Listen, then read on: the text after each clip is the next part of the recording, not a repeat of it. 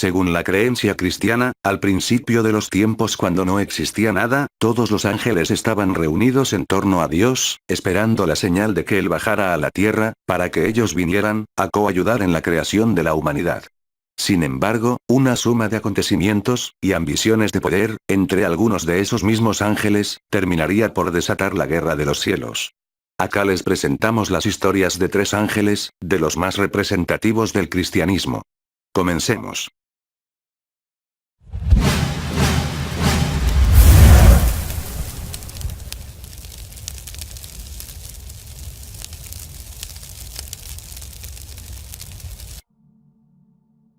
El nombre Miguel, proviene del hebreo Micael, que significa el que es como Dios o también, quien es como Dios, ya que, se dice que mientras luchaba contra Satanás, este de manera soberbia le dijo: ¿Quién como yo? A lo que Miguel respondió: ¿Quién como Dios? Dando a entender que Dios era el Todopoderoso. Este es uno de los ángeles más importantes de la corte celestial, solo superado por el arcángel San Gabriel, razón por la cual algunos lo conocen como el príncipe de los ángeles, aunque otros aseguran que es realmente el príncipe de los serafines. El arcángel Miguel, pertenece pues, a la tercera tríada angelical, compuesta por principados, arcángeles y ángeles, y donde los arcángeles son los encargados de luchar contra los demonios. De hecho, Miguel es conocido como el jefe de la milicia celestial, encargado de luchar contra Satanás. Para los cristianos es el protector de la Iglesia y considerado abogado del pueblo elegido de Dios. La Iglesia Católica lo considera como patrono y protector de la Iglesia Universal. Según las historias más antiguas de la Tierra, que se encuentran en libros de hace más de miles de años, y que se conservan en Oriente, hubo otras humanidades en la Tierra, aquellos primeros seres humanos no fueron perfectos y fueron destruidos. Miguel, se encontraba a la cabeza de los 4 puntos de luz por ser el que más cerca del centro del universo estaba. El dominio de Miguel era el fuego, el que fuera encendido por un ángel anterior de nombre Luzbel, solo que este tenía la misión de encender el universo, pero que no podía equilibrar sus fuerzas por tener aquella tarea. Mientras que Miguel, conserva y cuida que el fuego del universo no se extinga, los demás ángeles protegen otros puntos en el divino universo. Por esto Miguel, es de una jerarquía superior, pues por él el universo se mantiene encendido. Más tarde será el Hijo de Dios quien tendrá la misión de cristalizar el brillo de Dios, en todas partes. A partir de ese momento en que se desata la guerra, todos los ángeles, a las órdenes de Miguel, avanzaron sobre los ángeles que habían simpatizado con Shaitán, uno de sus principales enemigos. Esta guerra duró miles de millones de años, hasta que las 2/3 partes de los ángeles, lograron vencer a la tercera rebelde, y desordenada que fue arrojada a los abismos, esto es, fuera del universo posible de conocer. En la correspondencia física del relato, las 2/3 partes tienen relación directa con cierta cantidad de astros que fueron abortados del firmamento, pues eran estrellas que no lograban establecer sus órbitas ordenadamente, provocando caos y destrucción al resto de los astros, los que ya estaban preparados para recibir el germen de la vida. Fue en ese momento que la maldición se pronunció, pero esto no significa que alguien haya dicho algo, significa que en el universo se quebró la paz que existía hasta entonces, y lo que se creara ya no tendría jamás el acuerdo beneplácito de todos los ángeles, de toda la creación de Dios. De allí hacia adelante en la evolución, los ángeles caídos, o arrojados al abismo, según la historia, han tratado de malograr toda creación sobre el hombre con el fin de demostrar que el hombre no sirve para nada, y sean reconocidos, estos ángeles como que tenían razón. Por esto aquel ángel rebelde, que más tarde fue conocido como Satanás, lleno de soberbia y desprecio, quiere destruir al ser humano, pues no es de su agrado, y lo considera un ser totalmente inútil. San Miguel, es el príncipe de la milicia celeste, está vestido con ropas que recuerdan el rojo del fuego, y el azul de la justicia, un cinturón de oro en su cintura, significando el beneplácito, y sostén que Dios le da. Porta en su mano derecha la espada de doble filo, la que separa lo verdadero de lo falso, venciendo a los soberbios que disfrazan sus argumentos siempre en favor de razones egoístas. En su mano izquierda lleva la balanza de los platillos dorados. Esto alude a la justicia divina que Dios le concedió por haber vencido y logrado la paz en el universo. De acuerdo a lo que afirma el cristianismo en general, no es a los seres humanos a quienes les corresponde juzgar o maldecir a aquellos ángeles rebeldes, no están bajo la supervisión humana ni son juzgados por esta, sino que es a Dios, a quien le correspondería ejercer su voluntad tanto sobre ellos, como sobre cualquier mortal. Haciendo referencia a esta afirmación, la única defensa que tendría el ser humano sería Dios, y su escudo, llamado Miguel. Miguel es, en otra lectura, la conciencia y la razón venciendo a las tinieblas, pues una vez que la mente humana lucha con sus miedos, enciende la verdad que puede mantenerse gracias a un constante equilibrio entre potentes fuerzas que toman formas diversas en los planos sutiles del espíritu. La razón es la primera llave que el ser humano tiene para abrir los canales del conocimiento. Una vez que lo logra debe actualizar su saber dejando atrás antiguas creencias, tomando otras llaves nuevas que enriquezcan al espíritu. No están al alcance de quien no hace un esfuerzo para elevar su conciencia a planos más elevados donde reina el amor, pues conforma una realidad que está fuera de toda lógica conocida en el cotidiano mundo actual y no alcanzable por medio de ficticias razones, sino transitando el difícil camino de la verdad, la cual no siempre es la realidad que creemos percibir. Al igual que Gabriel y Rafael, Miguel es de los pocos ángeles mencionados en las Sagradas Escrituras, tanto en el Antiguo como Nuevo Testamento, algo que no deja de ser curioso. Mientras algunos afirman que es uno de los 7 arcángeles existentes en la corte celestial, la palabra arcángel, siendo una palabra utilizada solamente en singular, sea el principal motivo que otros estudiosos sobre la materia aseguren que sea el único arcángel, príncipe de los ejércitos de Dios. Específicamente es mencionado en el libro de Daniel, en el libro de Josué, donde curiosamente no se le llama por su nombre, sino capitán del ejército de Dios, en la epístola de San Judas, disputando el cuerpo de Moisés, y, finalmente, en el libro del Apocalipsis. De acuerdo con estos textos, Miguel tiene las siguientes funciones: luchar contra Satanás, de ahí que se le identifique como jefe de la milicia angelical; rescatar a las almas de la perdición; defender y proteger al pueblo de Israel, es decir, a los judíos; participar en el juicio final, trayendo a las almas frente a Dios, esto de acuerdo con Tesalonicenses, donde será responsable de tocar la trompeta cuando llegue el arrebato; y además de todo lo mencionado, ser un mensajero de Dios.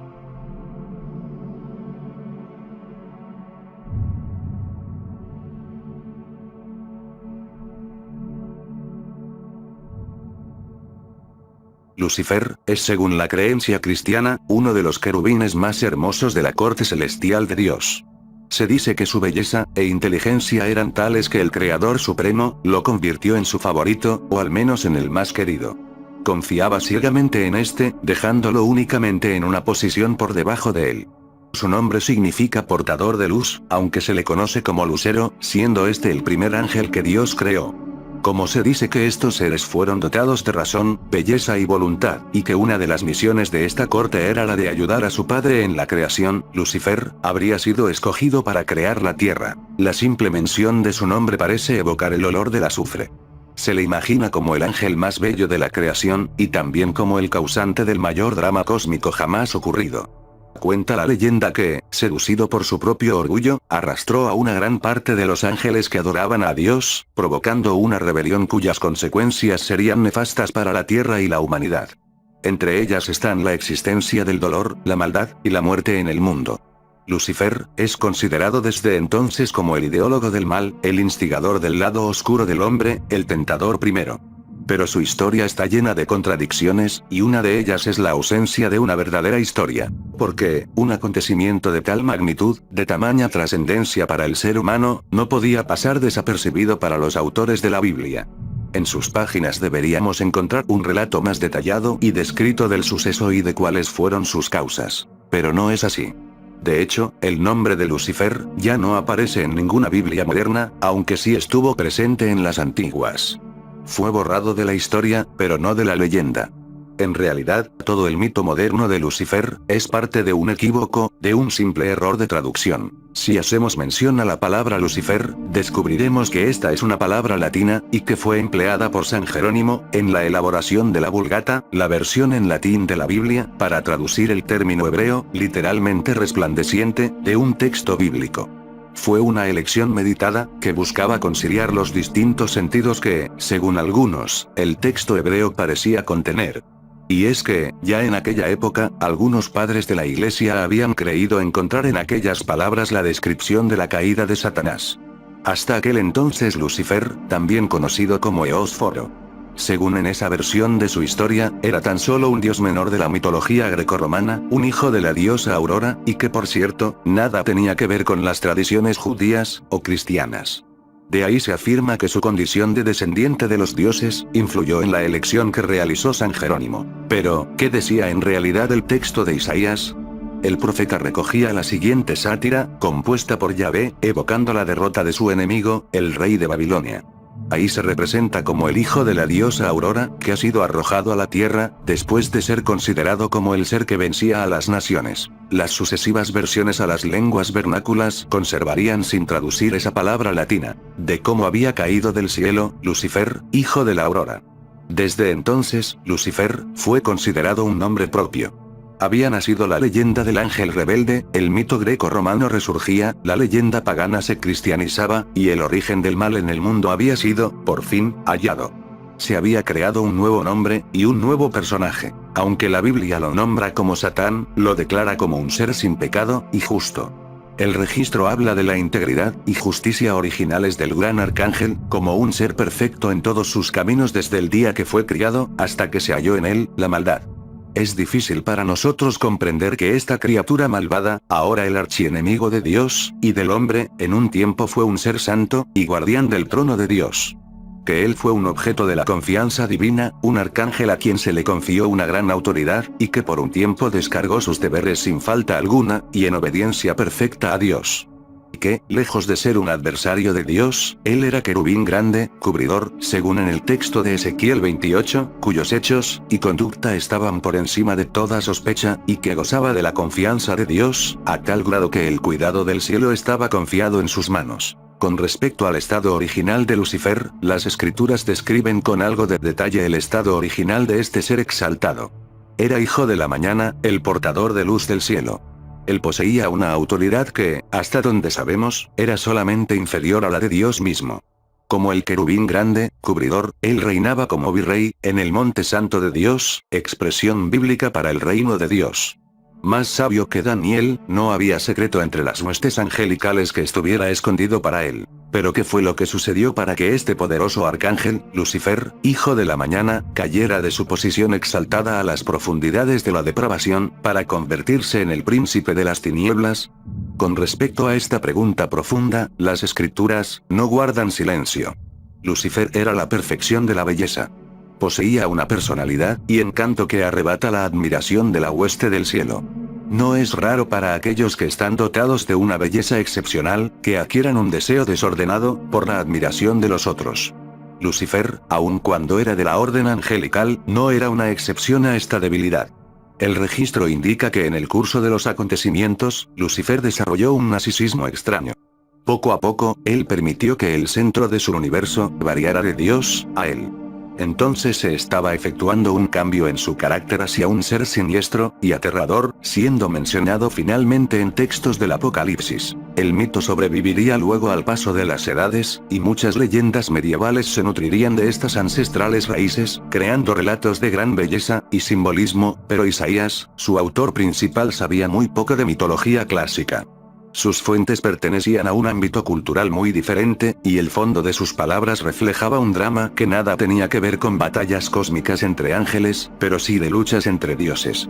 O al menos, entre hijos de los dioses. El cristianismo resume la historia de Lucifer, como un ángel muy hermoso que por soberbia se rebeló contra Dios, queriendo ser como él, y fue denigrado como castigo, junto con el ejército de ángeles rebeldes que arrastró consigo, siendo desde ese momento reconocido como un ángel caído. Desde su rebelión es denominado como el principal adversario de Dios, con la palabra hebrea, Satán, o Satanás. Dicha caída es lo que se relata en el texto de Génesis, cuando Satanás es simbolizado como la serpiente. Aunque en otras creencias, este animal es simbolizado con la sabiduría, la inteligencia, y el ser que entrega la llave del conocimiento. Según el judaísmo, Lucifer y Satanás, son dos entidades separadas. Considerándolos a ambos como dos seres completamente distintos, siendo el primero un terrible demonio, y el segundo la sombra del Logos, el divino tentador, el entrenador psicológico, aquel que pone a prueba al adepto para lograr la iniciación. Mientras que en el cristianismo, ambos conceptos son identificados con el diablo. La diferencia radica en que Lucifer recibe el nombre del príncipe de los demonios como ángel antes de su caída, y el nombre de Satanás, que adopta después.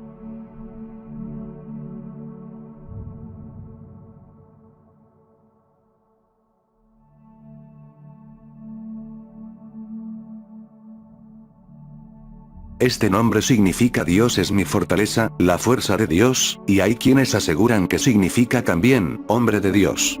Gabriel, designa pues a uno de los 3 arcángeles más importantes, si no es que el más importante de la tradición católica, ya que sería precisamente él, el encargado de anunciar a María, del nacimiento de Jesús, razón por la que siempre ha sido visto como el mensajero de Dios, y como un ángel de misericordia. Las iglesias, católica, ortodoxa, y protestante, junto con el Islam, lo consideran arcángel por ser junto con Miguel, el vencedor de dragones, o demonios, y Rafael, guía de médicos, y de viajeros, los únicos ángeles con nombre, mensajeros de Dios encargados de llevar a cabo misiones especiales. Su jerarquía está vinculada a su proximidad al trono de Dios. Se lo considera el guardián del tesoro celestial, el ángel de la redención, el iniciador, y el mensajero supremo de Dios. En el Islam, se considera de Gabriel como uno de los principales mensajeros del Altísimo, y se lo presenta como aquel que reveló el Corán a Mahoma. Su representación más común es la de la Anunciación, y en el caso musulmán, la de la revelación a Mahoma, aunque también ha sido retratado llevando un mensaje escrito en la mano. Además es él quien vigila la entrada del Edén, para evitar que entren los descendientes de Adán y Eva, aunque hay algunos que afirman que quien vigila es el arcángel Miguel.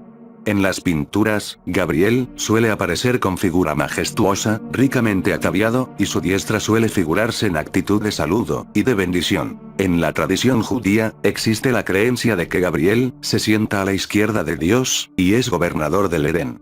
Dentro de la angelología actual, hay quienes sostienen que es jefe de los ángeles de la guarda y, ya en un marco de consenso general, que es también él quien dirige a los ángeles de la pureza, papel originado en la asociación que se ha hecho de él, con la Virgen María. Gabriel, es tan importante para el judaísmo, y el cristianismo que, incluso, es uno de los pocos arcángeles de los que se sabe el nombre, y que se mencionan en 4 ocasiones, tanto en el Antiguo, como en el Nuevo Testamento. Ya que además de haber anunciado la llegada del Mesías, es el encargado de dirigir a los querubines, y también a todos los serafines de la corte celestial, razones que lo transforma en un ángel de verdadera influencia entre todos los existentes en dicha jerarquía. Es curioso, sin embargo, que a pesar de ser visto como un ángel de importancia, en el libro de Daniel, no se le identifique como tal, y sea llamado solo como, el hombre Gabriel, mientras que en el texto de Lucas I, se le conoce como, el ángel de Dios. Sin embargo, la influencia de Gabriel no es exclusiva del cristianismo, es posible rastrear vestigios de este ángel en culturas previas. Los musulmanes, por ejemplo, ya lo conocían, y le llamaban, el espíritu fiel. En esta religión se cree que él es responsable de cuidar las revelaciones, y de entregarlas, o dictarlas, a Mahoma, para que las incluyera en el Corán, su libro sagrado. Es así que vemos una vez más, a Gabriel desempeñando su papel de mensajero. De hecho, entre los musulmanes es una figura tan importante, que cuando se le menciona, la gente acostumbra a repetir, la paz sea con él. Para el judaísmo, sin embargo, la naturaleza Gabriel es un tanto contradictoria ya que, mientras que, por un lado funge un papel de mensajero al anunciar a Noé, el diluvio universal, también estuvo encargado de enterrar a Moisés. Por otro lado, en el Talmud, se dice que fue el destructor de Sodoma, del ejército de Sennacherib, y también se dice que fue desterrado por algún tiempo de la corte celestial por no obedecer las órdenes de Dios. Los persas, por su parte, también creían en la existencia de este ser al que llamaban pavo del paraíso y se dice que fungía como su ángel guardián. Muchos expertos en el tema de los ángeles, han planteado que, en virtud de su rol de mensajero divino, Gabriel es el arcángel más cercano a la humanidad, por lo cual se le ha llamado, embajador jefe ante la humanidad. Ligado igualmente a su papel de comunicador, se ha planteado que Gabriel es el responsable de cierto tipo de gestión en las relaciones humanos, ángeles humanos, naturaleza y simples seres humanos. Dentro del esoterismo moderno, se considera de Gabriel como el arcángel de las emociones, la fecundidad, la creatividad y las artes. Además de como el ángel de la pureza, el nacimiento, la resurrección, las revelaciones, y todos los otros papeles que se le han atribuido en el marco del cristianismo. Inherente a todo lo anterior, es el hecho de que, la ayuda espiritual que Gabriel puede brindar a los seres humanos, reside principalmente en el poder que tiene para conducirlos hacia un camino de purificación, en el que los sentimientos, y las emociones puras, van creciendo cada vez más en compañía de los pensamientos elevados. Se va encaminando hacia el alma individual, hacia la bondad, y el amor del Creador, de modo que, en el transitar por dicho sendero, los vicios, el odio, los hábitos mundanos, y todo ese tipo de cosas van quedando atrás. Esto no ya en virtud de un proceso de represión, sino en virtud de un proceso en el que la inspiración espiritual, ha ido haciendo que las tendencias de la luz vayan progresivamente reemplazando a las tendencias de la oscuridad. Todo a modo de una alquimia energética de ascensión espiritual, en la cual la labor del arcángel Gabriel, ha seguido una dinámica intrínsecamente asociada a incrementar, recuperando en los casos en que se ha perdido la inocencia, la pureza, y la alegría propia de aquellos primeros años de vida. Finalmente, de acuerdo al judaísmo, la cábala pone a Gabriel, como el ángel del amanecer, como el ángel que, durante el final de la madrugada, recibe una chispa de fuego divino, chispa que Gabriel, difunde cuando los gallos cantan, los devotos se levantan a estudiar la Torá, y el poder de los demonios se derrumba pues, según la cábala, estos solo tienen poder hasta que el gallo canta.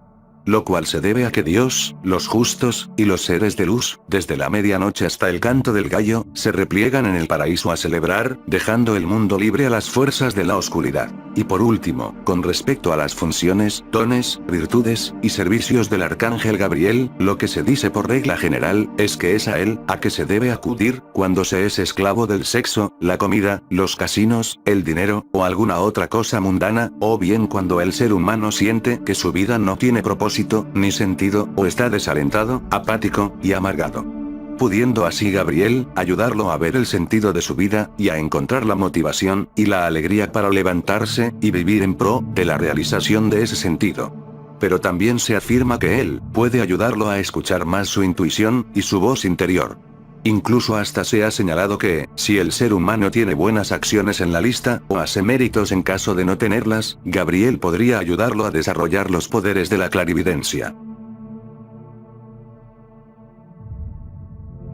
Muy bien amigos, si este video les gustó, no se olviden en darle manita arriba, comentar, compartirlo y suscribirse.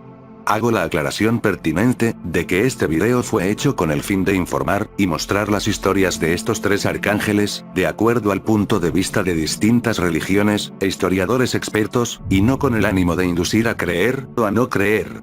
Y para aquellos que desean informarse más con este tema de los ángeles, en la descripción del video les dejo el link de una página donde podrán tener información más detallada sobre la historia de distintos tipos de ángeles, incluyendo las descripciones con mayor profundidad. Bueno amigos, se despide para ustedes Esteban Molech y hasta pronto.